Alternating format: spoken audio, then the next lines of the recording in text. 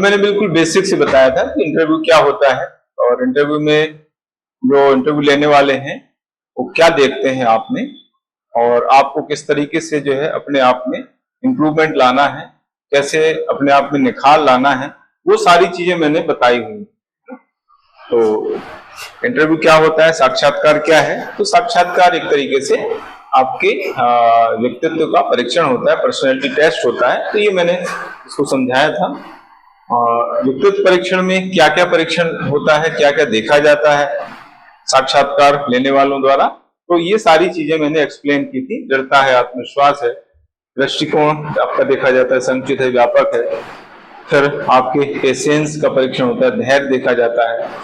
फिर आपका एटीट्यूड, आपकी जो सोच है, आपकी मैच्योरिटी लेवल कैसी है वो देखा जाता है। इसके बाद फिर आपकी सोच सकारात्मक है, नकारात्मक है।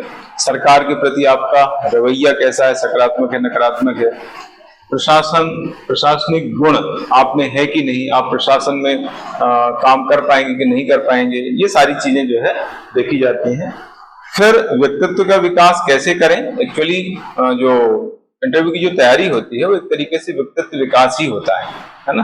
तो अपना व्यक्तित्व कैसे विकसित करें, कैसे उसको निखारें, उसके अंतर्गत क्या क्या चीजें हमें करनी होती हैं, वो मैंने यहाँ पर बताई हुई है कि उसका शारीरिक विकास करना होता है। शारीरिक विकास करना, उसका पर्पज क्या होता है, अपने आप को सुंदर बनाना, स्मार्ट बनाना, है ना।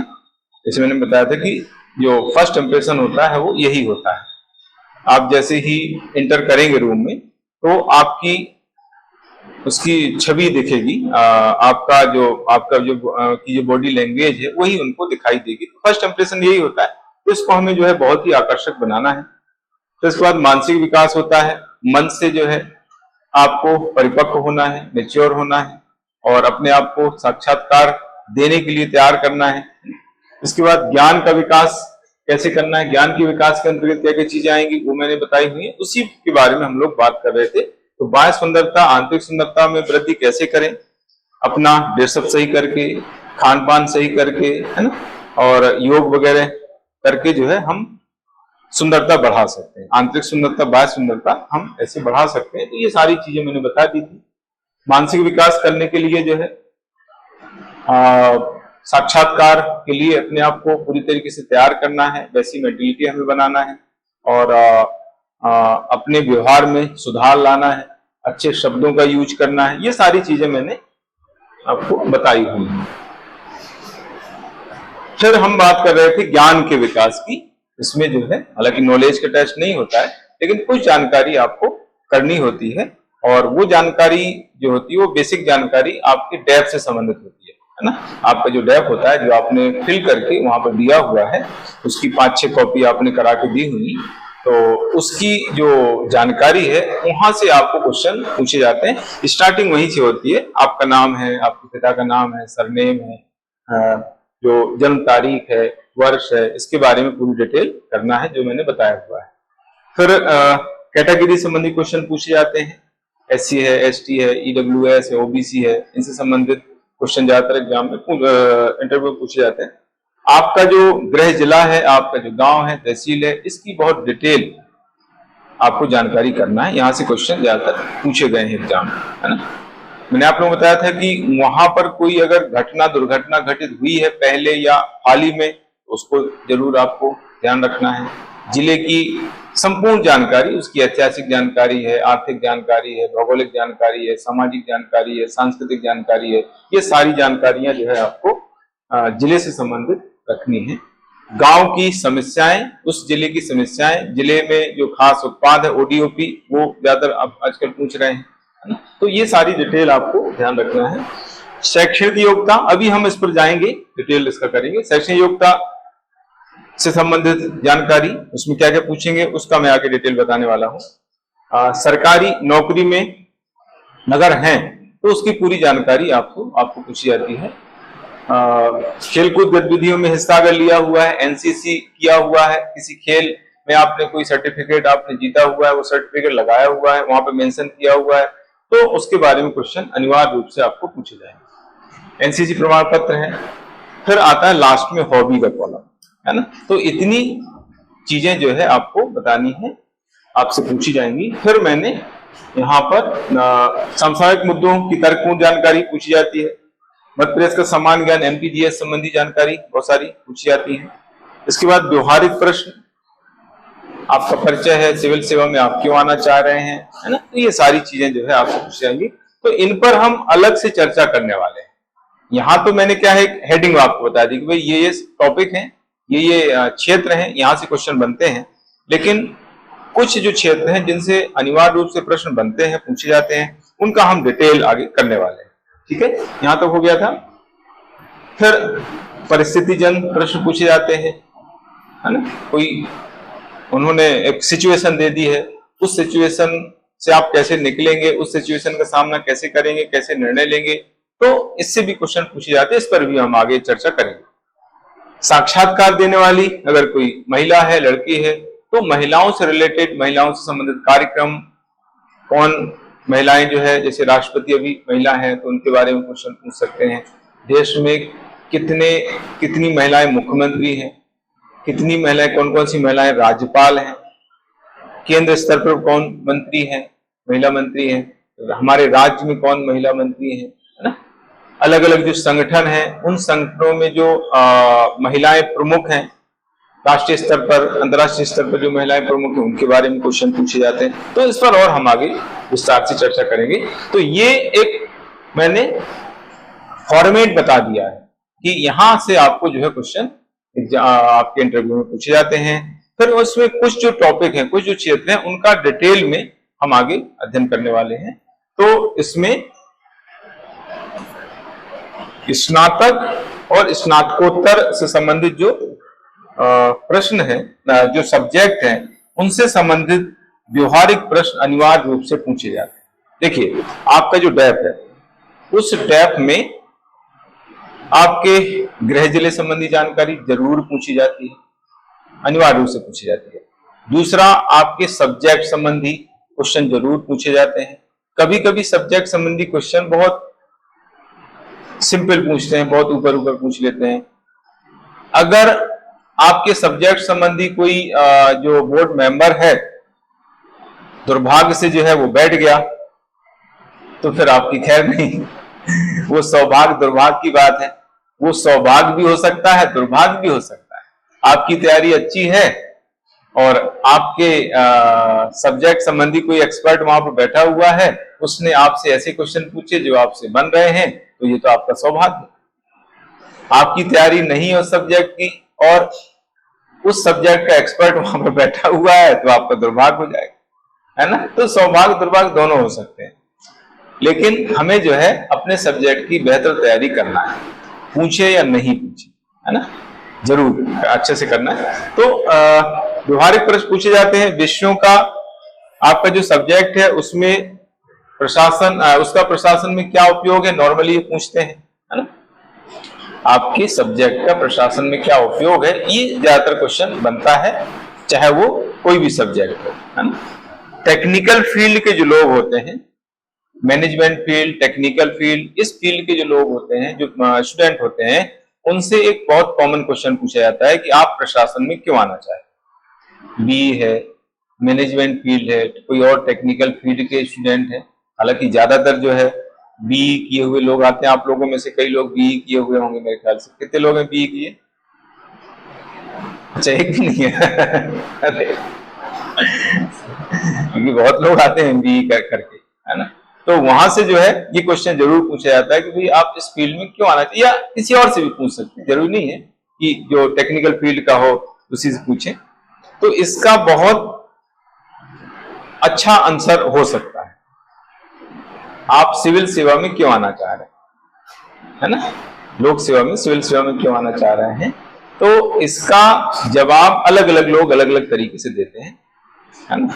और सही जवाब एक्चुअली जो है वो ये है कि इसमें जो है जॉब सिक्योरिटी है और जॉब स्टेबिलिटी है। आपको जवाब व्यवहारिक देना है। जैसे किसी ने पूछा, भाई आपने बी किया है और फिर आप इधर क्यों आ रहे हैं, आपको उसी फील्ड में जाना चाहिए, टेक्निकल फील्ड में जाना चाहिए, आपने इतना पैसा खर्च कर दिया, बी करके 4 साल में आपने लाखों रुपए खर्च कर दिए, फिर यहाँ पर आ रहे हैं।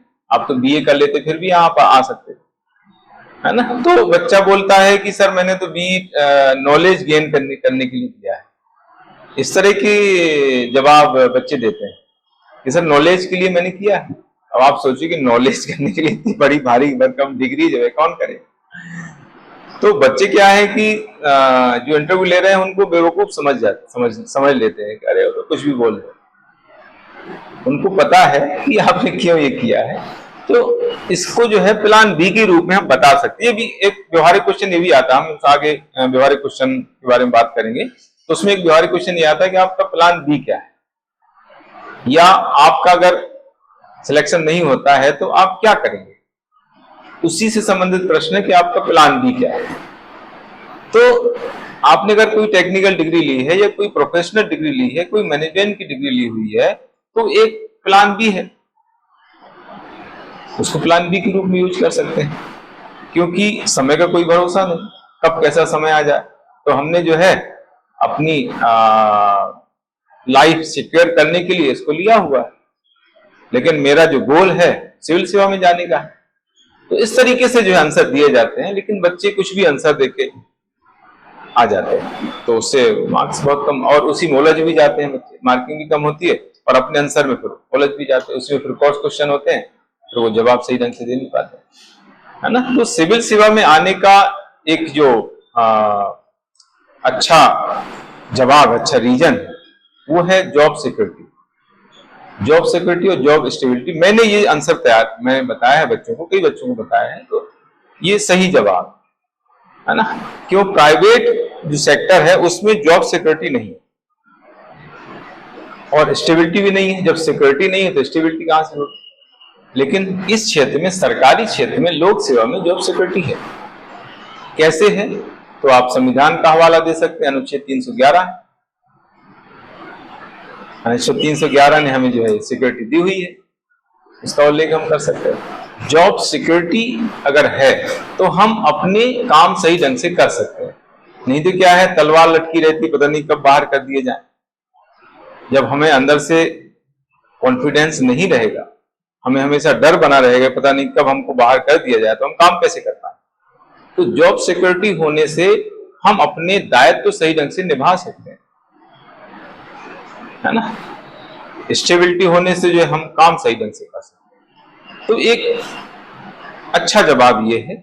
इसके अलावा इस फील्ड में जनता से जुड़ाव है, जनता से जुड़ करके हम काम कर सकते हैं, और अधिकार होते हैं, उन अधिकारों का उपयोग करके, अधिकारों का दुरुपयोग भी हो सकता है, सदुपयोग भी हो सकता है ना। जब हमें अधिकार मिलते हैं तो उसका दोनों यूज हो सकता है, लेकिन हम ये कहेंगे कि इसमें जो भी पावर मिलते हैं, अधिकार मिलते हैं, उनका सदुपयोग करके जनता की समस्याओं का हम समाधान कर सकते हैं। तो इस तरीके से आप व्यवहारिक जवाब देंगे तो उसका प्रभाव अच्छा पड़ेगा। प्रैक्टिकली आपको आंसर देना है ना, ताकि वो उसको समझ पाए, क्योंकि उनको भी पता है। आपको ये सोचना है कि उनको आप घुमा नहीं सकते।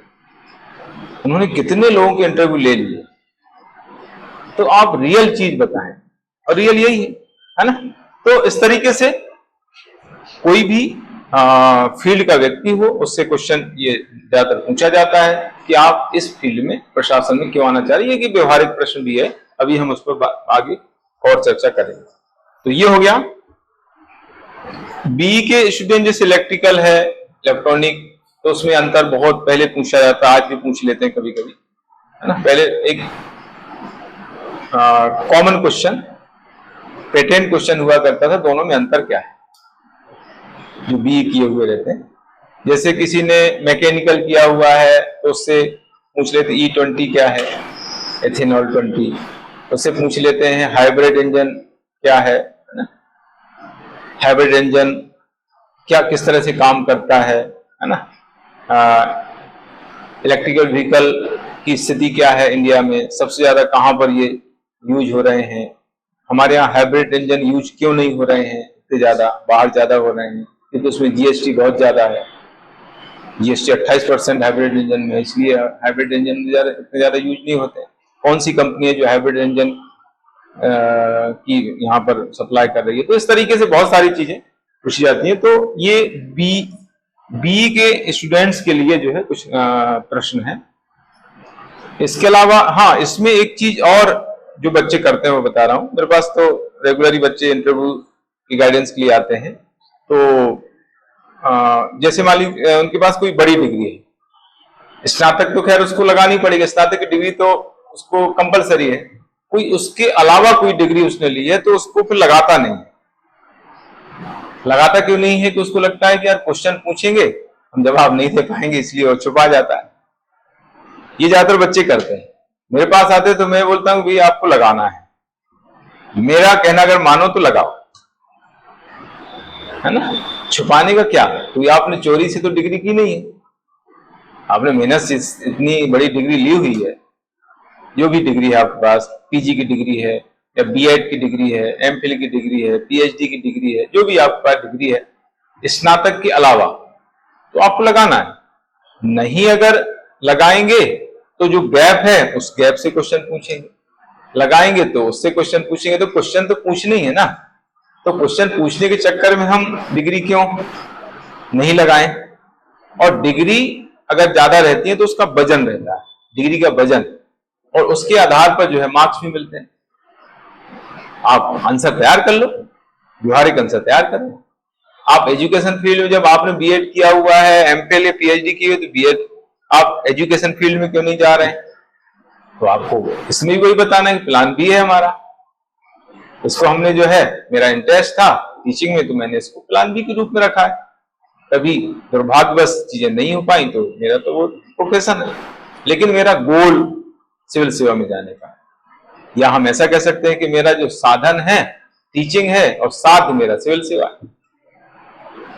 मैं इसको साधन के रूप में ले रहा हूं, है ना। तो जिस तरह से सेटिस्फैक्टरी जवाब, व्यवहारिक जवाब आपको देना है। तो ये है चीजें। इसके बाद आगे ऐसे जो सब्जेक्ट है जिसमें थिंकर रहते हैं, सोशियोलॉजी है, पॉलिटिकल साइंस है। आप लोगों का किसी का सोशियोलॉजी पॉलिटिकल साइंस है क्या? आपका क्या है? सोशियोलॉजी। अच्छा, दोनों है। अच्छा, तो बीए एमए भी किया है? बीए है। अच्छा, हाँ, तो यहां से जो है थिंकर पूछने की संभावना ज्यादा रहती है। अब जैसे आपके दोनों सब्जेक्ट हैं, तो अब दोनों सब्जेक्ट में अगर मान लीजिए कोई ऐसा वहां पर इंटरव्यू बोर्ड में बैठा हुआ है जो सोशियोलॉजी पॉलिटिकल साइंस जानता है, तो वो दोनों से एक से पूछ सकता है। तो थिंकर जरूर पूछते हैं। मतलब आपके फेवरेट थिंकर कौन, आपके आदर्श कौन, आप किससे प्रभावित, है ना। तो उसमें ये करना होता है कि कोई एक थिंकर इंडियन और एक थिंकर वेस्टर्न आपको तैयार कर लेना, दो थिंकर, और उनकी विचारधाराएं, उन्होंने जो थ्योरीज वगैरह दी हैं उनको तैयार कर लेना है ना। मतलब ये उसके लिए कह रहा हूं जिसमें जिस सब्जेक्ट में थिंकर होते हैं, विचारधाराएं होती हैं, उनको आपको तैयार कर लेना। वहां से क्वेश्चन ज्यादातर बने। जैसे हिंदी साहित्य और Hindi literature, English literature subject रहता है, तो उसमें जो है जो साहित्यकार हैं उनके बारे में पूछते हैं, उनकी रचनाएं पूछते हैं, है ना। उनकी कोई कविता वगैरह पूछ लेते हैं। जैसे मेहरा सर तो हिंदी साहित्य ही है, उनका सब्जेक्ट ही है, हिंदी के प्रोफेसर रहे हैं वो रतलाम कॉलेज में, तो वो तो हिंदी से पूछते ही हैं। और वो उनका आध्यात्म में बहुत ज्यादा उनकी रुचि है, तो आध्यात्म से बहुत पूछते हैं मेरा सर। तो इस तरीके से सोशियोलॉजी और पॉलिटिकल साइंस जैसे ऐसे सब्जेक्ट हैं जिनमें थिंकर या जो थ्योरीज होती हैं वहां से क्वेश्चन आपको पूछे जाते हैं। विषयों की बहुत ज्यादा कभी कभी डिटेल जानकारी पूछ ली जाती है, तो आपको जो है जितना ज्यादा हो सके उसको तैयार करना है, क्योंकि जैसे बताया कि सब्जेक्ट तो पूछते ही पूछते हैं, बिल्कुल, है ना। तो उनको अच्छे से करना है। एक चीज और इसमें जो मैंने लिखी हुई है कि अगर आपका जो भी आपने डिग्री ली हुई है, 10th है, 12th है, ग्रेजुएशन है, पीजी है, उसमें अगर आपका परसेंटेज बहुत ज्यादा वेरी कर रहा है, बहुत ज्यादा अंतर आ गया, मतलब उतार चढ़ाव ज्यादा है ना। पहले ज्यादा था, कम हो गया, कम था, ज्यादा हो गया, तो अगर उनकी नजर पड़ी तो वहां से भी क्वेश्चन बन जाता है कि ऐसा क्यों हुआ। मान लीजिए आपका 10th में 90% फिर एकदम 60% आ गया तो उनको लगेगा 90 से 60 कैसे होगा, है ना। तो उसका आपको एक सेटिस्फैक्टरी जवाब तैयार करना है कि ऐसा क्यों हुआ, है ना। क्या उसका जवाब हो सकता है, आप सोच सकते हैं। जैसे आपने ग्रेजुएशन में आपका या स्टार्टिंग कम था तो आप बता सकते हैं कि मेरा गोल जो है इस फील्ड में आने का था, सिविल सेवा में आने का था, तो मैं उसकी तैयारी साथ साथ करता रहा, तो वहां पर ध्यान नहीं दे पाया, इसलिए मेरी परसेंटेज कम हो गई। कॉलेज में परसेंटेज कम होना मतलब परसेंटेज ज्यादा होना, तो उसमें कह सकते हैं कि स्टार्टिंग में कम है, बाद में ज्यादा होगी, मतलब बाद पहले जो है कॉलेज लाइफ में जो है बहुत सारी चीजें ऐसी रही, घर की समस्याओं का भी हवाला दे सकते हैं, या कॉलेज में जो है पढ़ने में मन नहीं लगा स्टार्टिंग में, फिर जो है धीरे धीरे इंटरेस्ट आया, फिर मैंने पढ़ाई की, फिर मेरा परसेंटेज बढ़ गया। तो कुछ भी आप जो है आंसर तैयार करके रख सकते हैं, है ना।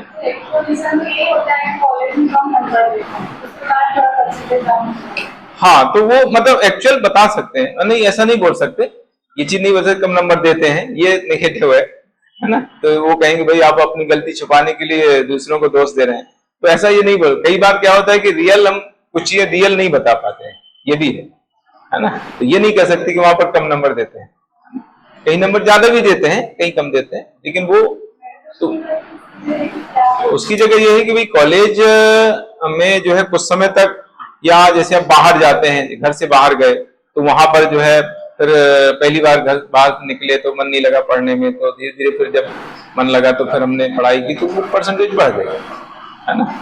थोड़ा सा वो चेंज भी होता है, एटमॉस्फेयर चेंज होता है, तो फिर पढ़ने में उतना मन नहीं लगता है। तो इस तरीके से हम कुछ भी उसका आंसर बता सकते हैं। तो ये चीजें आपको तैयार करके रखनी है जो मैंने बताई। इसके बाद हॉबी, अभी ये तो सब्जेक्ट संबंधी मैंने आपको बताइए, सब्जेक्ट प्रॉपर आपको तैयार कर लेना है। मैंने स्कूल कॉलेज का भी बताया था कल, स्कूल कॉलेज या यूनिवर्सिटी का कोई नाम किसी के नाम पर होता है तो उसके बारे में क्वेश्चन आपको जरूर पूछे जाते हैं, है ना। मैंने सरस्वती शिशु मंदिर का भी बताया था, वहां से क्वेश्चन बने हैं, क्वेश्चन पूछे गए हैं। जैसे हरि सिंह गौर विश्वविद्यालय के नाम से जो है विश्वविद्यालय सागर में है, तो वहां से क्वेश्चन हरि सिंह गौर के बारे में बहुत ज्यादा पूछा जाता है। देवी अहिल्या, तो देवी अहिल्या के बारे में पूछा जाता है। विक्रम विश्वविद्यालय है तो उनके बारे में, उज्जैन का रानी दुर्गावती जबलपुर, तो उनके बारे में पूछते हैं, है ना। तो इस तरीके से अभी देवी अहिल्या की जन्म शताब्दी भी चल रही है ना।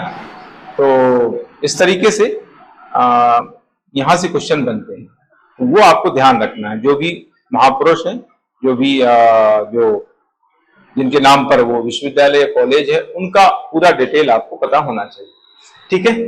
अब हम बात कर रहे हैं हॉबी की। देखो हॉबी भी ऐसा एक क्षेत्र है जहां से क्वेश्चन अनिवार्य रूप से पूछे जाते हैं। बहुत कम ऐसा होता है कि हॉबी से क्वेश्चन नहीं बने, तो गारंटी नहीं दे सकती कि हॉबी से बनेंगे ही, बनते हैं ज्यादातर। डिपेंड इस पर भी करता है कि आपकी हॉबी कैसी है। हॉबी अगर इंटरेस्टिंग है, थोड़ा सा अलग हट करके है, तो वहां से क्वेश्चन जरूर पूछे जाते हैं। इसलिए हॉबी थोड़ा सा अलग हटके होना चाहिए। कॉमन हॉबी से संबंधित क्वेश्चन बहुत कम आते हैं, बहुत कम पूछते हैं। दूसरा ये है कि आपने जो हॉबी रखी है उस हॉबी के बारे में उनको पता भी होना चाहिए, ये भी है ना। आपकी हॉबी से संबंधित जानकारी उनको अगर है तो क्वेश्चन पूछते हैं। बहुत हटके हो गई तो फिर क्वेश्चन नहीं पूछते, ऐसा भी हो जाता है कभी कभी, है ना। तो हॉबी क्या है एक्चुअली, देखो हॉबी और इंटरेस्ट दो चीजें अलग अलग होती है ना। हॉबी मतलब खाली समय में हम जब कोई काम करते हैं और उसको करने से हमें अच्छा लगता है। हमारे पास जो खाली समय है, खाली समय में हम जो एक्टिविटी करते हैं, जो भी गतिविधि करते हैं, और उस गतिविधि करने से हमें अंदर से खुशी लगती है, अच्छा लगता है, हम फ्रेश हो जाते हैं, तो वो हॉबी हो गई। इसको कहते हैं शौक, है ना। इंटरेस्ट तो बहुत सारी चीजें इंटरेस्ट होता है लेकिन हम करते नहीं, है ना। इंटरेस्ट है लेकिन हम करते नहीं। इंटरेस्ट है और हम उसको कर रहे हैं रेगुलर, तो वो हॉबी हो गई, है ना। नियमित रूप से उसको किया जाता है। तो हॉबी ऐसी होनी चाहिए कि जिसको हम नियमित रूप से कर रहे हैं और हमें करने से अच्छा लग रहा है और हमारे अंदर एक इंप्रूवमेंट हो रहा है, तो इस तरह से हॉबी हमें रखनी होती है ना। ठीक है, तो हॉबी क्या है उसको मैंने पहले डिफाइन किया है। किसी व्यक्ति द्वारा खाली समय में की जाने वाली नियमित व आनंददायक गतिविधि को हॉबी कहा जाता है। हालांकि हॉबी की डेफिनेशन आपको नहीं पूछी जाएगी, वहां पर कोई ऐसा क्वेश्चन नहीं आता है कि हॉबी की डेफिनेशन बता, हॉबी क्या है, वो हॉबी आपकी क्या है उससे संबंधित क्वेश्चन पूछे जाएंगे। लेकिन एक हॉबी का मतलब क्या है उसके बारे में आपको जानना जरूरी है ना। और हालांकि हॉबी लगभग सब बच्चे भर चुके होंगे, अभी भी चेंज हो सकती है अगर आपको चेंज करना है, क्योंकि जब आप इंटरव्यू देने जाएंगे तो उस समय जो है फॉर्म आप चेंज कर सकते हैं, है ना। जो भी आपको कुछ ऐसा लगता है कि भाई इसमें ये जानकारी हम इसको चेंज कर दें तो जाके चेंज कर सकते हैं, है ना। तो अभी आगे 2024 का भी इंटरव्यू है, उसके हिसाब से भी जो आपको हॉबी तैयार करनी है ना। अभी 23 का इंटरव्यू है, तो आपको जो है हॉबी पर बहुत ज्यादा मेहनत करने की जरूरत है। बच्चे क्या है कुछ भी हॉबी रख लेते हैं ना, हॉबी बहुत निर्णायक है आपके इंटरव्यू के लिए। तो हॉबी क्या क्या हो सकती है वो मैंने यहां पर एक पॉइंट बताए हैं, है ना। अलग अलग हॉबी क्या हो सकती है हॉबी, तो उसमें कुकिंग है, नृत्य है, चित्रकला है, गाना गाना है ना। इस तरह की हॉबी रखी जा सकती है। टीचिंग है, जैसे मैंने यहाँ पे लिखा है कि बीएड है, एमफिल है, पीएचडी वाले जो स्टूडेंट हैं, अभ्यर्थी हैं, वो जो है टीचिंग रख सकते हैं। अब मैंने जब इंटरव्यू दिया था तो मेरा एक्चुअली स्टार्टिंग से टीचिंग रहा है, तो टीचिंग से क्वेश्चन पूछा था, टीचिंग में खास बात क्या होती है ये क्वेश्चन, मतलब आप पढ़ाते हैं तो उसमें क्या खास ऐसा रहता है, आप किस तरह से पढ़ाते हैं कि आप बच्चे तक सीधा पहुंच जाएं, यानी उसको अपनी बात सही ढंग से आप कह पाए, सामने वाला बच्चा आपसे जुड़ पाए, कनेक्ट हो पाए, इसके लिए आप क्या करते हैं, ये क्वेश्चन पूछा है। तो इसका रहता है आई कांटेक्ट ना, आई कांटेक्ट के जरिए जो है हम उस बच्चे तक पहुंच सकते हैं, अपनी बात जो है पूरी तरीके से कह सकते हैं।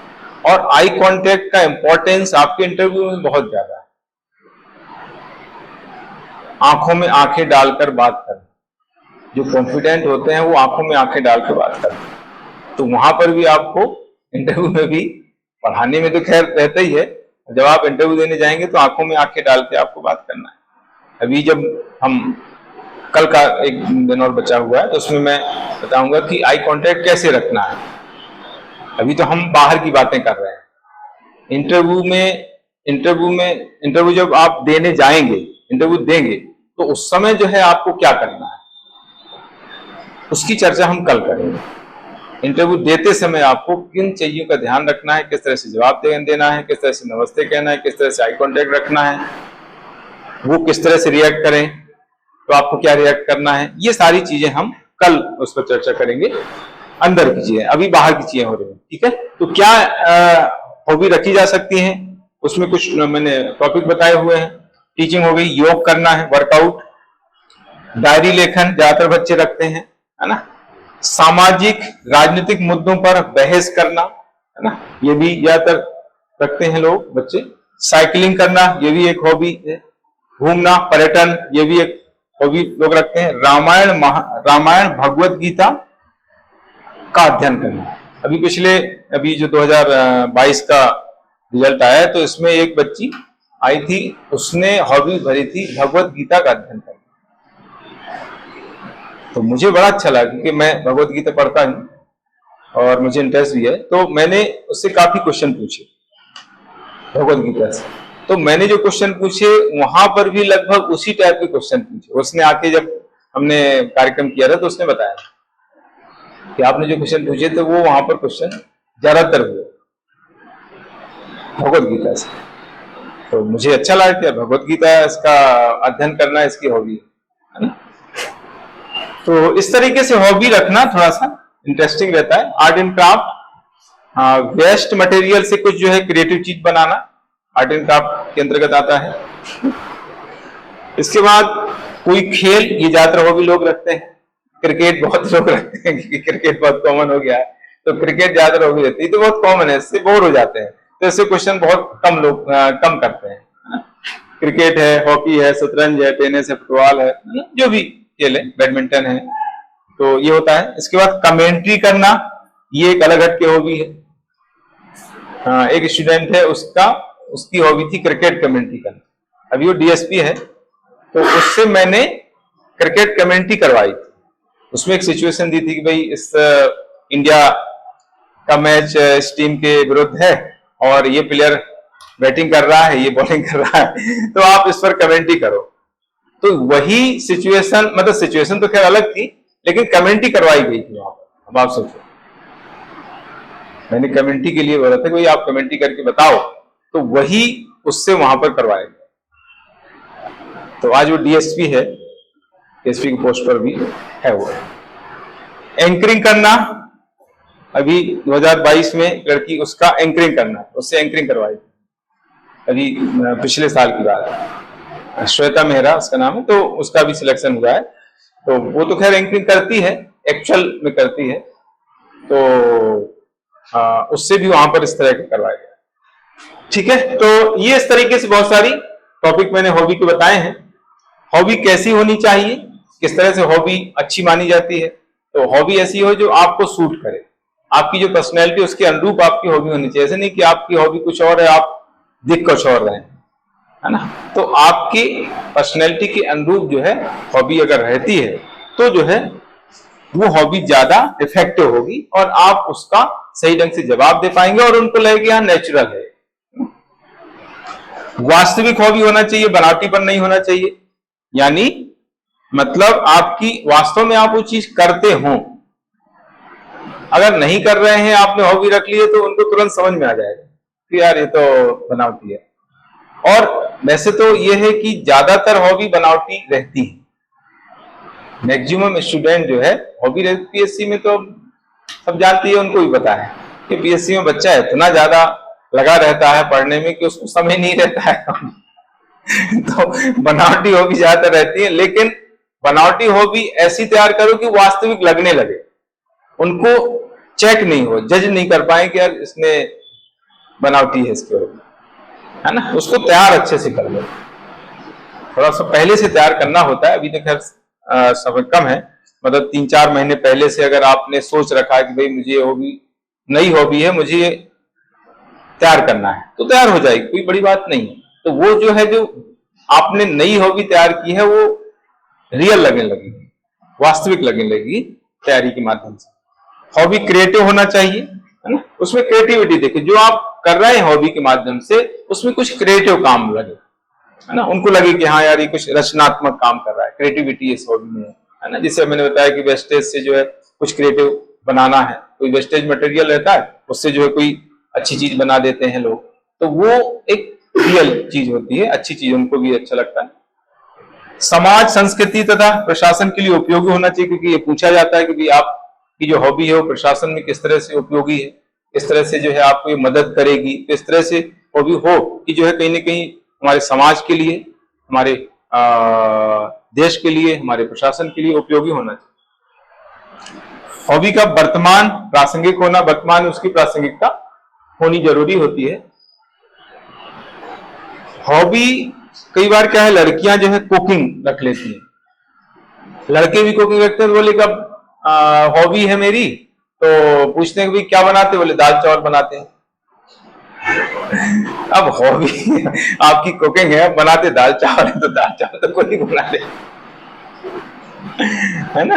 तो इस तरह से हॉबी नहीं होना चाहिए। लड़कियों की हॉबी कुकिंग होना अच्छा नहीं माना जाता, या अगर कुकिंग आप रख रहे हैं तो कुछ स्पेसिफिक चीज आपको हो। ऐसा नहीं कह सकती भाई लड़कियां कुकिंग हॉबी रखें तो अच्छा नहीं है। नॉर्मल कुकिंग और स्पेसिफिक कुकिंग में अंतर है। आपको जो है कुकिंग ऐसी आनी चाहिए जो स्पेसिफिक हो, कुछ अलग डिश आप बना रहे हैं तो उनको लगे कि हाँ खास बात।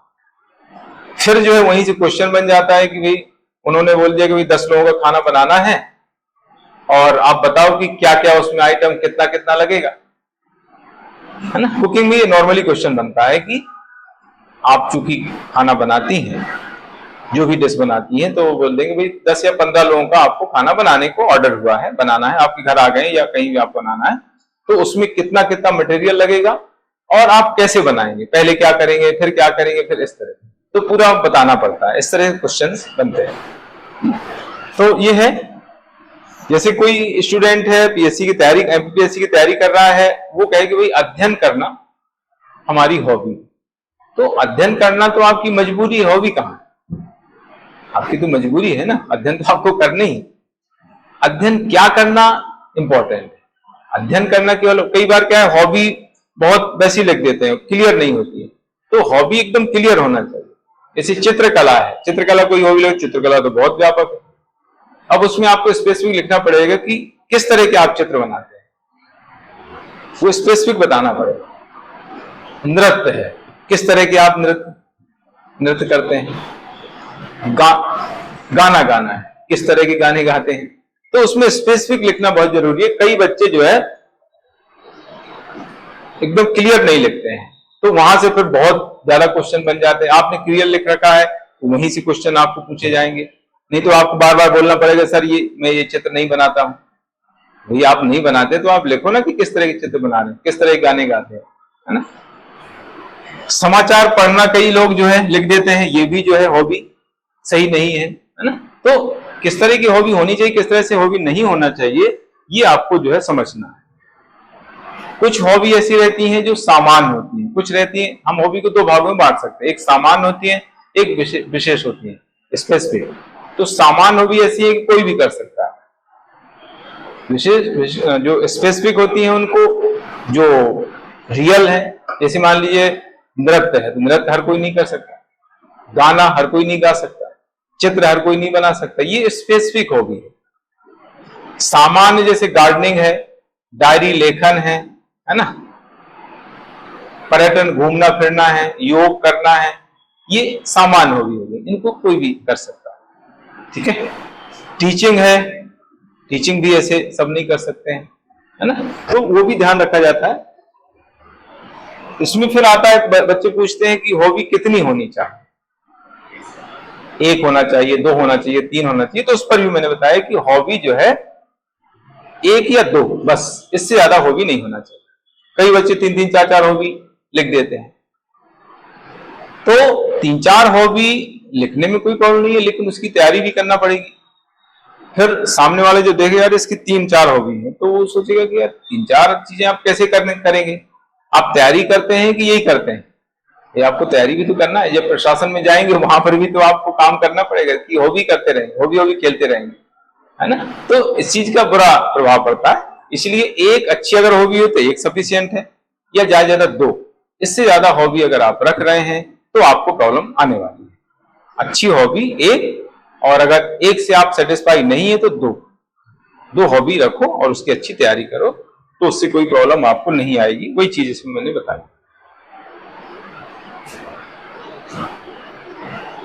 तो वही चीज है, दो से ज्यादा हॉबी तैयार करने में कठिनाई आती है। जो साक्षात्कार लेने वाले हैं उन पर भी उसका अच्छा प्रभाव नहीं पड़ता है, क्योंकि उसको लगता है कि भाई ये जो हॉबी इसने लिखी है, इन हॉबी के साथ वो न्याय नहीं कर पाएगा, क्योंकि इतनी सारी हॉबी आप कैसे करें। क्योंकि हॉबी मतलब ये होता है कि आप कर रहे हैं, नियमित रूप से कर रहे हैं।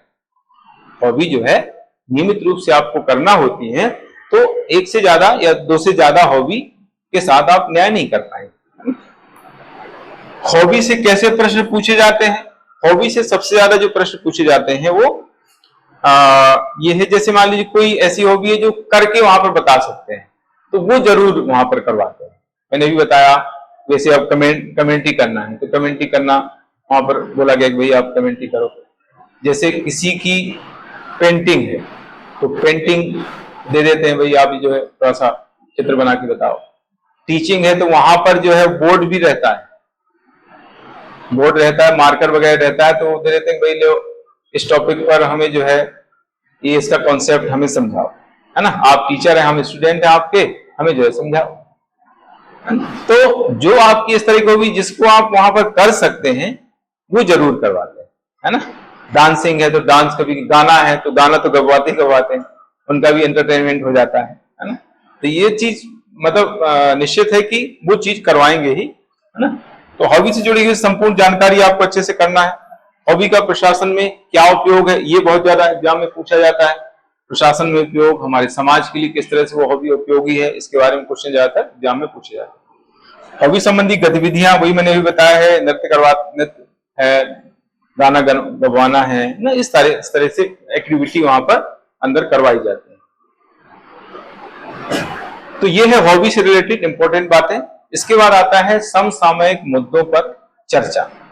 समसामयिक मुद्दों पर कैसे प्रश्न पूछे जाते हैं, कैसे उसकी आपको तैयारी करना है, उस तरह से जो है यहाँ पर मैंने चीजें बताई हैं। तो समसामयिक मुद्दों की तर्कपूर्ण जानकारी आपको कैसे करना है ना। हम लोग पेपर पढ़ते हैं, लेकिन पेपर किस तरह से पढ़ना चाहिए इंटरव्यू के पॉइंट ऑफ व्यू से मैं बता रहा हूं। तो उसको वो एनालिसिस जो होता है उसको बोलते हैं एफसीआर एनालिसिस, है ना। पेपर को इस तरीके से पढ़ा जाता है, एफसीआर इसको कहा जाता है। एफसीआर, एफ यानी होता है फैक्ट्स, सी का मतलब होता है कॉजेज और आर का मतलब होता है रेमेडीज। ये कहते हैं न्यूज़पेपर का एफसीआर एनालिसिस। कोई भी घटना है, दुर्घटना है, कोई भी न्यूज है, उसके तीन तरीके से, तीन एस्पेक्ट होते हैं, तीन तरीके से हम उसको पढ़ते हैं। पहले तो उसके देखे जाते हैं फैक्ट, जानकारी, तथ्य। फिर वो घटना, दुर्घटना या समस्या जो आई है वो क्यों आई है, कॉजेज, उसके कारण जाने जाते हैं। फिर रेमेडीज यानी उसके उपचार क्या है। तो तीन तरीके से हम किसी चीज को समझते हैं, पढ़ते हैं, और यही होता है न्यूज़पेपर का बेहतर तरीके से अध्ययन, है ना। इसको कहा जाता है एफसीआर एनालिसिस। और न्यूज़पेपर पढ़ने से ही काम नहीं होता है, उनको जो है हमें लगातार नोट करते रहना पड़ता है, चीजों को हमेशा नोट करते रहना, है ना। उसकी फैक्चुअल जानकारी, वो चीज क्यों हुई है और उसका क्या उपचार हो सकता है, क्योंकि इसी तरह से एग्जाम में आपके इंटरव्यू में क्वेश्चन पूछे जाते हैं। ठीक है, तो इसको कहते हैं एफसीआर एनालिसिस। कहां से हम न्यूज पढ़ें, क्या उसका सोर्स होना चाहिए। तो दो तरह के पेपर हम पढ़ते हैं। एक तो स्टेट लेवल का पेपर होता है राज्य स्तरीय, उसमें दैनिक भास्कर, नई दुनिया भी पढ़ सकते, दैनिक भास्कर है, पत्रिका वगैरह बहुत सारे आते हैं पेपर। और नेशनल लेवल का पेपर जो है, जैसे हिंदुस्तान है, जनसत्ता है, ये नेशनल लेवल के पेपर आते हैं। आजकल तो खैर ई पेपर भी बच्चे पढ़ते हैं, ई पेपर के माध्यम से भी कर सकते हैं। हार्ड कॉपी जैसे नहीं बुलवा पाते हैं तो ई पेपर मोबाइल में जो है आप ले सकते हैं उसका सब्सक्रिप्शन। तो ये है राष्ट्र स्तरीय, राज्य स्तरीय पेपर, इस तरह से हम जो है बुला सकते हैं, उनका अध्ययन कर सकते हैं। पत्रिकाओं में जो है, जैसे ज्यादातर बच्चे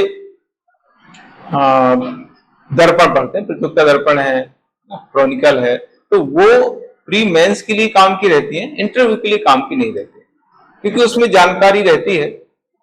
इंडिया टुडे जो ऐसी पत्रिका है जो है आपको एनालिसिस करना सिखाती है, कैसे किसी चीज का एनालिसिस करना है वो इसमें जो है बताया जाता है। तो ये हम ले सकते हैं। न्यूज चैनल बहुत सारे, हालांकि संसद टीवी है और भी बहुत सारे न्यूज चैनल आते हैं। तो उन न्यूज चैनलों में जहां बहस आती है, समसामयिक मुद्दों पर जो बहस होती है, उन बहस को जो है आप डेली सुने, है ना। कुछ कार्यक्रम डेली आते हैं, उसमें कुछ जो राजनीतिज्ञ हैं, कुछ स्पेशलिस्ट हैं, उनको बुलाया जाता है और उसमें जो है तर्क, अपने अपने तर्क दिए जाते हैं उनके द्वारा। तो वो जो तर्क देते हैं उनको नोट करते जाओ।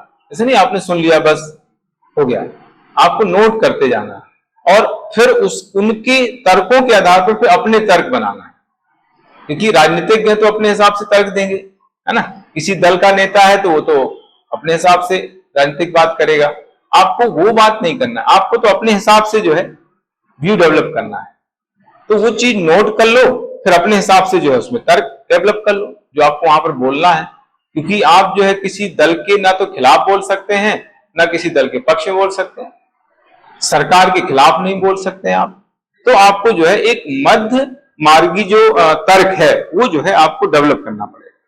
इन सबसे निकाल करके सबका निचोड़ आपको निकालना है ना। तो समसामयिक मुद्दों पर जो बहस होती है, उन बहस को जो है आपको उनकी स्टडी करना है और उनसे जो है अपना खुद का तर्क डेवलप करना है, विकसित करना है। ये आपस में जो आपके फ्रेंड्स हैं, ऐसे फ्रेंड्स जो इंटरव्यू दे रहे हैं उनसे बहस करें। आप किसी और से बहस करेंगे तो कोई फायदा नहीं, है ना। ऐसे लोग जो 2023 का 2024 का इंटरव्यू दे रहे हैं, उनका एक ग्रुप बना लो, मैंने कल भी बताया था, और 2 से 3 लोग 4 लोग जो है ग्रुप बना के फिर उनको टॉपिक बोल दो भाई इस टॉपिक पर हमें चर्चा करनी है शाम को या सुबह जब भी है, तो उसको जो है उस पर चर्चा करें, कॉपी पेन लेके बैठे, सबके तर्क सुने, है ना, तर्क संगत तरीके से चर्चा करनी है, फैक्ट नहीं, फैक्ट तो खैर सबको पता है, तार्किक तरीके से। कोई भी चीज है, जैसे ऑपरेशन सिंदूर है, तो ऑपरेशन सिंदूर से संबंधित जो बहस है, क्यों हुआ, इसका क्या साइड इफेक्ट हो सकता है हमारे भारत के लिए, किस तरीके से जो है आगे भविष्य में क्या इसका दूरगामी परिणाम क्या हो सकता है, हमें और किस तरह से अपने आप को मजबूत करना है, पाकिस्तान के साथ जो लोग जो देश लगे हुए हैं उनसे हमें कैसे निपटना है, हमें कैसे स्ट्रांग बनाना, ये सारी चीजें जो है इस पर बहस होनी चाहिए, है ना। तो ये है समसामयिक मुद्दों पर बहस, और इनसे संबंधित जानकारी आपको नोट करना है, रेगुलर नोट करना है, एक रजिस्टर आपको बना लेना है, डायरी बना लेना है, और जो कोई मुद्दा जो चल रहा है उस मुद्दे से संबंधित सारी जानकारी आपको करना है। संपादकीय पोर्शन में जो है चीजें बहुत अच्छी आती हैं, जो भी संपादकीय पेपर की आती है उसमें जो है चीजें काफी अच्छी आती हैं, उनको डेली आपको पढ़ना है, उनसे चीजों को निकाल करके आपको नोट करते जाना है, ठीक है, क्योंकि नोट नहीं करेंगे तो भूल जाएंगे बात। और समसामयिक मुद्दों के संबंध में मैंने पहले बताया है कि आपके गृह जिले, आपके तहसील प्लेस, आपके गांव में कोई अगर दुर्घटना घटना घटित हुई है तो वो आपको उसकी पूरी डिटेल पता होना चाहिए। पुरानी घटनाओं का भी क्वेश्चन पूछ लेते हैं, मैंने कल भी उस चीज को बताया था। अब आता है व्यवहारिक प्रश्न पर हम आ जाते हैं, है ना, इस पर हम पहले भी चर्चा कर चुके हैं। आपका परिचय पूछा जाता है, परिचय मैंने आप लोगों को बताया हुआ है कि स्टार्टिंग कभी कभी यहीं से हो जाती है, आपका परिचय पूछ लेते हैं, आपका नाम पूछ लेते हैं, आपके पिता का नाम पूछ लेते हैं, आपके घर में कौन कौन ऐसा पूछ लेते हैं, आपका रोल नंबर क्या ये पूछ लेते हैं, आपका आधार नंबर क्या ये पूछ लेते हैं, है ना। तो ये सारी जानकारी आपको पहले से तैयार करके रखना है। परिचय मैंने आपको बताया था कैसे देना है, कहां से आप स्टार्ट करेंगे, अपने नाम से स्टार्ट करेंगे, फिर माता जी का नाम, फिर पिताजी का नाम, फिर आपका एड्रेस, फिर आपकी क्वालिफिकेशन, है ना, फिर आपकी कोई अचीवमेंट, आपकी अगर कोई अचीवमेंट रही हो तो उसका आपको मेंशन करना है, फिर आपकी हॉबी क्या है वो बताना है ना। ये कोई अदर जानकारी आप देना अगर चाह रहे हो तो आपको वो देना है। और इस तरीके से कि 2023 की मुख्य परीक्षा मैंने उत्तीर्ण की है और इसके इंटरव्यू के लिए आज मैं आप लोगों के समक्ष उपस्थित हूँ, इस तरीके से उसको एंड करना है। ये पूरा आपका ऐसे परिचय है और इसको तैयार करके रखना है, लिख लें और इसको फिर ऐसे बार बार बोले किसी के सामने या मिरर प्रैक्टिस करें। इसके बाद आप इस सेवा में क्यों आना चाह रहे हैं, ये क्वेश्चन मैंने अभी बताया है, तो इसका आंसर भी मैंने बताया है। जॉब सिक्योरिटी और जॉब स्टेबिलिटी सबसे बड़ा इसका कारण है। इसको निगेटिव भी लोग, इस पे क्रॉस क्वेश्चन भी होंगे और किसी के सामने अब मॉक इंटरव्यू आप देंगे तो हो सकता है कि उसको गलत बताए, लेकिन ये व्यवहारिक आंसर ये उनको भी पता है जो बैठे हैं और इसीलिए वो बैठे हैं वो भी तो गवर्नमेंट जॉब में है ना, इसलिए तो वो है कि भाई जॉब सिक्योरिटी है, तभी तो वो भी आए हैं ना, ये उनको पता है। तो क्वेश्चन होते हैं तो उस पर आपको अडिग रहना है ना, कि जॉब सिक्योरिटी है इसलिए हम इसमें आए हैं और हम अच्छे ढंग से काम कर पाएंगे अगर हमें हमारी जॉब की सिक्योरिटी, नहीं तो हम जो है काम ही नहीं कर पाए, है ना। कभी भी हम अगर हमें ये अंदेशा रहेगा, हमें ये डर रहेगा कि भाई कभी भी हमें हटाया जा सकता है, तो हम क्या कर पाएंगे, नहीं कर पाएंगे। प्राइवेट जॉब में यही होता है, प्राइवेट जॉब में जो है व्यक्ति को हमेशा डर बना रहता है कि आप तो आज हम काम करके जा रहे हैं और कल पता चला हटा दिया जाए, लेकिन यहां ऐसा नहीं, क्योंकि इसके लिए 311 अनुच्छेद है, ठीक है। तो आप इस सेवा में क्यों आना चाहते हैं, ये मैंने इसका आंसर बताया। प्रशासक में कौन से गुण होने चाहिए, देखो 3-4 जो क्वेश्चन है उनकी कॉमन आंसर है। प्रशासक में कौन से गुण होना चाहिए, आपका चयन हम क्यों करें, और इसका इसी से संबंधित एक और आगे आपकी 3 स्ट्रेंथ, तीनों का आंसर एक है।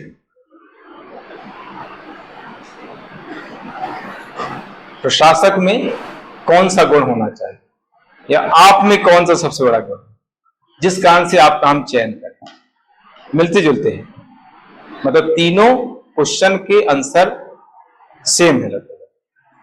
अब इसमें जो है बच्चे बोलते हैं सत्यनिष्ठा, ईमानदारी, इस तरह से, ये है रटे रटाए जवाब जो ज्यादातर लोग बताते हैं। ज्यादातर इंटरव्यू जो की तैयारी करवाते हैं या मॉक इंटरव्यू लेते हैं वो यही बताते हैं कि भाई आपको ऐसा बोलना है, सत्यनिष्ठा है, ईमानदारी है, जनता का हित है, जनता से जुड़ाव, इस तरह से। लेकिन इसका सही जवाब मैं बता रहा हूं, खुद मैंने इसको तैयार किया है। देखो, प्रशासक को सबसे ज्यादा क्या करना पड़ता है? प्रशासक को सबसे ज्यादा लेना पड़ता है निर्णय, डिसीजन पावर। तो जो ज्यादा उसको करना है वो गुण होना चाहिए ना, निर्णय लेने की क्षमता। निर्णय कैसा? त्वरित तथा परिपक्व निर्णय लेने की क्षमता, ये प्रशासक में होना चाहिए। ये सबसे बड़ा गुण है।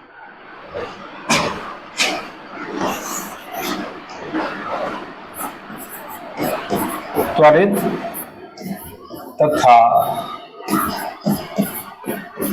परिपक्व निर्णय लेने की क्षमता, है ना, ये प्रशासक में गुण होना चाहिए। ये मुझ में गुण है, इसलिए मेरा सिलेक्शन होना चाहिए, इसलिए मुझे आप सिलेक्ट करो। हो गया तीनों का। सबसे बड़ा गुण यही होता है। कदम कदम पर एक लोक सेवक को, प्रशासक को निर्णय लेना पड़ता है। आप निर्णय नहीं ले पा रहे हैं तो आपकी ईमानदारी, सत्यनिष्ठा क्या करेगी? पहले तो आपको निर्णय लेना। और ये उनको भी पता है कि लोक सेवा में कितने सत्यनिष्ठ लोग जा रहे हैं, कितने ईमानदार लोग जा रहे हैं, ये उनको भी पता है ना। तो ये तो एक गुमराह करने वाली बात, ये उनको सब पता है ना। तो इसलिए जो ऐसा जवाब दो जो व्यवहारिक, ये प्रैक्टिकली जवाब, व्यवहारिक जवाब है कि निर्णय लेना जरूरी होता है ना। इसके अलावा नेतृत्व करने की क्षमता, नेतृत्व भी आपको करना पड़ेगा। आप डिप्टी कलेक्टर बनेंगे तो कितने लोगों को आपको कंट्रोल करना है, कितने लोगों को ऑब्जर्व करना है, उन पर लीडरशिप करनी, तो नेतृत्व करने की क्षमता, उसको कहते हैं प्रशासनिक नेतृत्व। तो आप कहेंगे भाई आप नेतृत्व करने की क्षमता, तो आप नेता बन जाओ, है ना। तो प्रशासनिक नेतृत्व, एडमिनिस्ट्रेटिव लीडरशिप की बात यहां पर कर रहे हैं, है ना। नेतृत्व करने की क्षमता, जनता से मतलब जमीन से जुड़े रहने की ये क्षमता होती है, जमीन से जुड़े रहना, समस्याओं का एनालिसिस करना, प्रॉब्लम्स हैं उनका एनालिसिस या विश्लेषण करने की क्षमता, जो भी समस्याएं होती हैं उनको समझना, उनका एनालिसिस करना, उनके समाधान पर विचार करना, उसको समाधान के लिए प्रयास करना, उनका समाधान करने में सक्षम होना। समस्याओं का विश्लेषण कैसे किया जाता है, उसके लिए एक एनालिसिस होता है, स्वॉट एनालिसिस, इसको बोलते हैं स्वॉट एनालिसिस। किसी भी समस्या का एनालिसिस करना, विश्लेषण करना, उस समस्या का विश्लेषण करके समाधान करना, इसके लिए स्वॉट एनालिसिस हम बोल सकते हैं। फिर इसको तैयार करना पड़ेगा। हालांकि स्वॉट का मतलब होता है स्ट्रेंथ, एस का मतलब स्ट्रेंथ है, ओ का मतलब अपॉर्चुनिटी है ना, और सॉरी ओ का, डब्ल्यू का मतलब वीकनेसेस है, ओ का मतलब अपॉर्चुनिटीज है, और टी का मतलब है थ्रेट्स, चुनौतियां, है ना। स्ट्रेंथ यानी आपकी जो क्षमताएं हैं उनके बारे में, है ना, सकारात्मक पक्ष है आपका। वीकनेस यानी नकारात्मक पक्ष, कमजोरी हो गई, है ना। अपॉर्चुनिटी यानी अवसर है, और फिर चुनौतियां हैं। तो इन सभी का अध्ययन करके हम उस समस्या को समझ सकते हैं और उसका समाधान कर सकते हैं। तो इसको बोलते हैं स्वॉट एनालिसिस। तो ये सारी चीजें हम बता सकते हैं और ये हम में है, इसलिए हमारा चयन होना चाहिए। यही जो है स्ट्रेंथ के अंतर्गत इनको मानते हैं, स्ट्रेंथ, GST।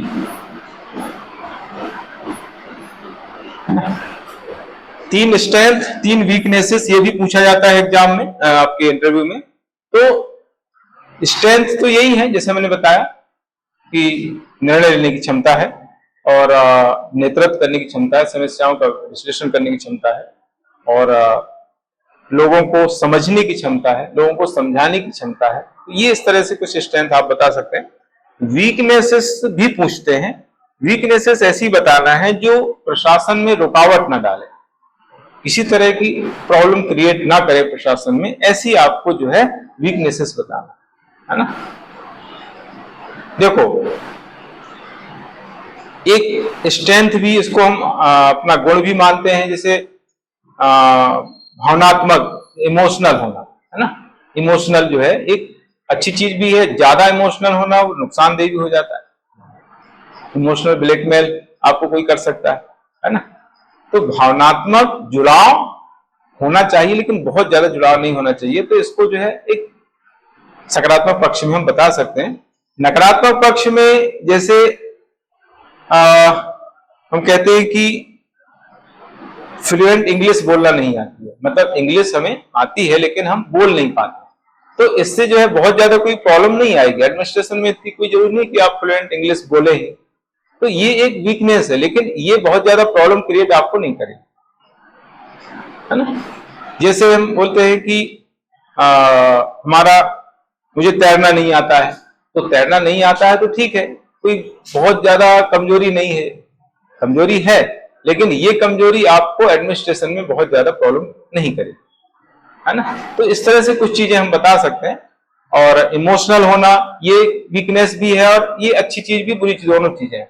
कभी कभी जो है बहुत ज्यादा इमोशनल हो जाते हैं, तो ये भी एक हम वीकनेस बता सकते हैं, है ना। उस पर कंट्रोल किया जा सकता है, ठीक है। तो इस तरीके से जो है स्ट्रेंथ और वीकनेसेस आपको बताना है। फिर पूछा जाता है कि आप डिप्टी कलेक्टर क्यों बनना चाहते हैं। ये क्वेश्चन नॉर्मली पूछा जाता है, डिप्टी कलेक्टर क्यों बनना चाहते हैं। तो डिप्टी कलेक्टर क्यों बनना चाहते हैं, उसकी दो तीन रीजन हम बता सकते हैं।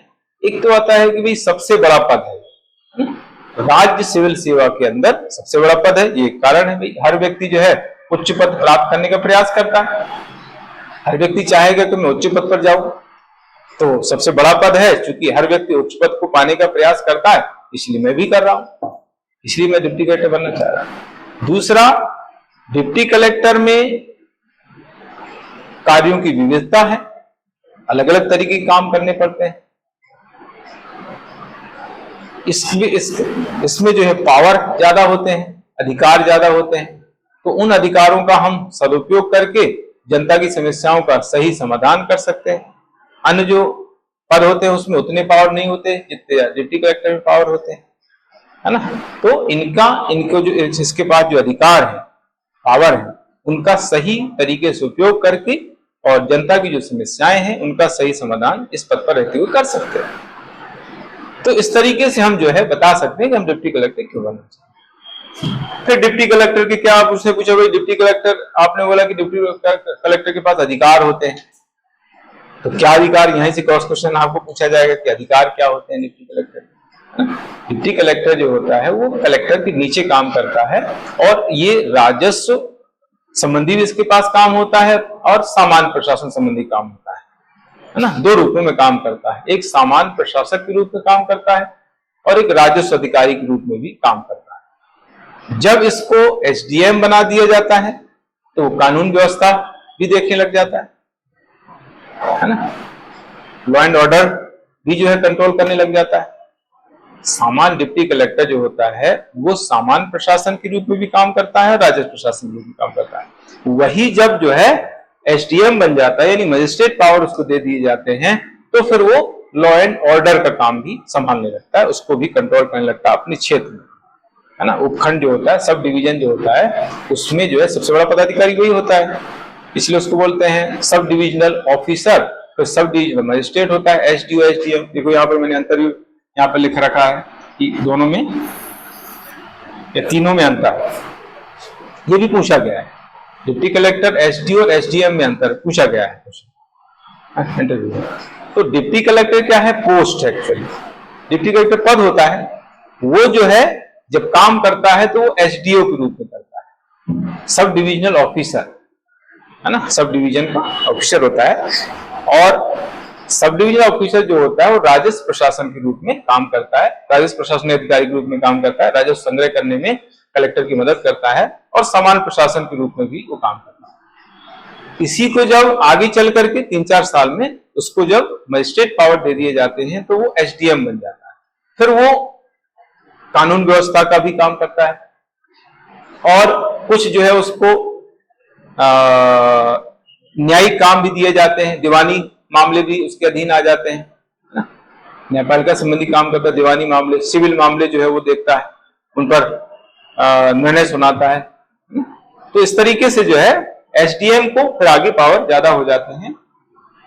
राजस्व सामान्य प्रशासन का पद सोपान कभी पूछ लेते हैं, क्योंकि उसी से संबंधित ज्यादा पद हैं, तो आपको जो है पूरी हायरार्की उसकी बताना है, पद सोपान। जैसे हम पटवारी से स्टार्ट करते हैं तो पटवारी हो गया, फिर उसके ऊपर आरआई होता है, फिर उसके ऊपर नायब तहसीलदार होता है, फिर उसके बाद तहसीलदार होता है, फिर एसडीओ एसडीएम होता है, फिर एडिशनल कलेक्टर होता है, फिर कलेक्टर होता है, फिर कमिश्नर होता है। तो ये पूरा उसका पद सोपान ऐसे आपको बताना, ठीक है। एसडीओ और एसडीएम जैसे डिप्टी एसपी है, डीएसपी। तो डीएसपी जो होता है वो भी दो तरीके से काम करता है, दो रूपों में काम करता है। जब वो सिटी के बाहर होता है तो उसको एसडीओपी बोलते हैं, ये भी आपसे क्वेश्चन पूछा सकता है। जब सिटी से बाहर होता है तो उसको बोलते हैं SDOP, sub divisional officer of police, SDOP बोला जाता है। तो सिटी में होता है तो उसको बोलते हैं सीएसपी, सिटी में होगा तो सीएसपी बोले।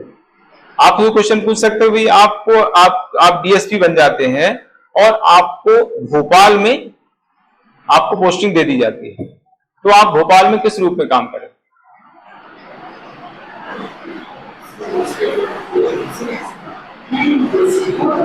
एसीपी ग्रुप में, एसीपी ग्रुप में काम करेंगे, कमिश्नरी प्रणाली है ना। भोपाल या इंदौर में आपको जो है डीएसपी की पोस्टिंग होती है, तो आप डीएसपी सीएसपी नहीं कहलाएंगे, वहां पर एसीपी कहलाएंगे, है ना, असिस्टेंट कमिश्नर ऑफ पुलिस, तो कहते हैं असिस्टेंट कमिश्नर ऑफ पुलिस, क्योंकि इंदौर भोपाल में कमिश्नरी प्रणाली लागू है। इसलिए आपकी ग्वालियर में पोस्टिंग होती है तो आप सीएसपी कहलाएंगे, ग्वालियर किसी बाहर पोस्टिंग होती है, मतलब ग्वालियर डिस्ट्रिक्ट में कहीं दूसरे को होती है सिटी के बाहर, तो आप क्या कहलाएंगे? एसडीओपी कहलाएंगे। तो इस तरह के क्वेश्चन भी पूछे जाते हैं, तो ये भी आपको ध्यान रखना, ठीक है। तो ये सामान्य प्रशासन। पुलिस प्रशासन का अगर पद सोपान आपको पूछे जाए, आपने पता चला कि डीएसपी ऊपर सबसे भर दिया, तो फिर डीएसपी पे आपको क्वेश्चन पूछेंगे। कई बच्चे क्या डीएसपी सबसे ऊपर भर देते हैं, फिर डिप्टी कलेक्टर, ऐसा। तो डीएसपी आपने भरा तो डीएसपी पे पुलिस पर क्वेश्चन बनेंगे, है ना। पुलिस प्रशासन का पद सोपान आप बताओ, तो उसमें सबसे पहले कांस्टेबल होता है, हेड कांस्टेबल, फिर एएसआई होता है, फिर एसआई होता है, फिर टीआई होता है, डीएसपी, है ना, और फिर एएसपी होता है, फिर एसपी होता है, फिर एसएसपी होता है, फिर डीआईजी होता है, फिर आईजी होता है, फिर एडीजीपी होता है, फिर डीजीपी होता है ना। तो ये जो है इस तरह से इसका प्रशासनिक पद सोपान। इसके बाद जैसे मैंने अभी बताया था कि यदि आपका सिलेक्शन नहीं होता है तो आप क्या करेंगे, नहीं होने पर क्या करेंगे, या प्लान बी क्या है, दोनों का सेम मतलब होता है। तो आपको जो है कोई, देखो इसमें दो चीजें हैं, प्लान बी रखना, उनको लगेगा यार आपको तो कॉन्फिडेंस ही नहीं, आपको सिलेक्शन आपका हो जाएगा, आपको तो कॉन्फिडेंस नहीं है, इसलिए आप प्लान बी रखे हुए हैं, है ना। दोनों चीजें हैं, तो प्लान बी रखना और नहीं रखना, दोनों चीजें हैं। आप अगर देखो यहां पर क्या है, सेटिस्फैक्टरी जवाब है, मेन चीज वही होती है, आपको सेटिस्फैक्टरी जवाब देना आना चाहिए। रखे नहीं रखे, आप रखे हुए हैं तो उसका आपको जवाब देना है, नहीं रखे हैं तो उसका उस हिसाब से जवाब देना है ना। तो आपके पास अगर कोई प्लान बी है तो आपको बताना है, नहीं है तो फिर उस हिसाब से आपको बोलना है कि भाई मेरे पास प्लान बी नहीं है, मुझे तो पूरा भरोसा है, मैं इसमें सिलेक्शन ले लूंगा, नहीं होता है तो फिर आगे मेहनत करूंगा, वो भी है। दूसरा ये है कि समय का कोई भरोसा नहीं, इस हिसाब से मैंने अपना प्लान भी रख रखा है ना, लाइफ कब क्या हो जाए इसलिए मैंने सोच के रखा कि वही है। तो दोनों चीजें हैं, बस जवाब आपको सेटिस्फैक्टरी देना है, वहां पर यही देखा जाता है। हर आंसर का क्रॉस क्वेश्चन होता है, वहां पर आपको जवाब देना आना चाहिए, उसकी तैयारी आपको करके रखना है। और जो भी वर्ड उसमें यूज करते हैं उन वर्ड्स का पहले मीनिंग आपको तैयार करके रखना है, उसका आंसर आपको पहले तैयार करके रखना है, नपे तुले शब्दों का यूज करना है ना। उस पर हम आगे और बात करेंगे। सिलेक्शन हो जाने के बाद आपकी प्राथमिकताएं क्या होंगी, आप क्या करेंगे। आपका सिलेक्शन हो गया डिप्टी कलेक्टर में या डीएसपी में, तो आप क्या करेंगे। तो आपको सोच के रखना है कि मैं ये काम करूंगा, या जो भी समस्या है देश की, हमारे राज्य की, या हमारे जिले की, खैर उस जिले में तो आपका वो जिला तो आपको मिलेगा नहीं, दूसरा जिला मिलेगा, तो आप मध्य प्रदेश की समस्या बता सकते हैं, जो कॉमन समस्या है उस कॉमन समस्या का निराकरण करने का मैं प्रयास करूंगा। किस तरह से करेंगे, फिर उस पर आपको उलझाएंगे कि भाई अब समस्या का आप ही प्रयास करेंगे, बाकी तो कर ही नहीं रहे, इसका मतलब है ना। तो आपको बताना पड़ेगा कोई आइडिया कि भाई इस तरह से समस्या का ज्यादा अच्छे समाधान हो सकता है, जो भी नई चीज हो रही है, जो भी उसको एग्जीक्यूट नहीं किया जा रहा है, मैं ऐसा करूंगा, इस तरह से इसका मैं समस्या का समाधान करने का प्रयास करूंगा। तो ये सोच के रखना है कि भाई ये समस्या हमें बताना है और उस समस्या का इस तरह से हमें समाधान करने का तरीका बताना है। ठीक है, बस ये आखिरी है। पिछला इंटरव्यू अगर आपने दिया है तो उसके बारे में भी क्वेश्चन पूछते हैं, तो वो भी पहले से तैयार करके जाना। पूछते हैं कि भाई आपने पहले इंटरव्यू दिया क्या, ये आजकल कॉमन हो गया। जाति पूछेंगे कि आपने पहले कोई इंटरव्यू दिया है क्या, कब दिया है, किसके बोर्ड में था, कौन कौन से प्रश्न पूछे गए, आपने क्या जवाब दिए, है ना, फिर आपका क्यों नहीं हुआ, तो उसमें फिर आप बता दो कि सर नंबर कम दिए थे तो वो थोड़ा सा नेगेटिव हो जाएगा। तो आप बोल सकते हैं कि मेरी में कुछ कमी रह गई, इंटरव्यू मेंस में थोड़ा सा कम रह गया, इस टाइप से आप बता सकते हैं। मतलब वो नहीं बताना है कि नंबर कम दिए मुझे इसलिए मेरा सिलेक्शन नहीं हुआ। नंबर पूछे तो आप बता सकते हैं कि नंबर इतने रहे। पूछेंगे भाई आपको नंबर हाँ, मतलब अगर नंबर कभी पता है, मान लीजिए जैसे वेटिंग में हो जाता है ना, तो उसमें नंबर आ जाते हैं, वेटिंग वालों के नहीं आते ना, हाँ नहीं आते, हाँ तो नंबर का तो कोई नहीं तो पता ही नहीं, उनको भी नहीं पता, हमें भी पता नहीं, तो ये आप ये बता सकते हैं कि भाई जो इंटरव्यू में अब जो भी रहा हो, लेकिन मेंस में कुछ मार्किंग कम हुई होगी, अब पता तो कुछ भी नहीं, मार्किंग कम हुई होगी इसलिए मेरा सिलेक्शन नहीं हुआ। तो ये ज्यादातर चीजें पूछी जाती है आपकी इंटरव्यू में। बोर्ड के संबंध में, किस बोर्ड में था, क्या पूछा गया।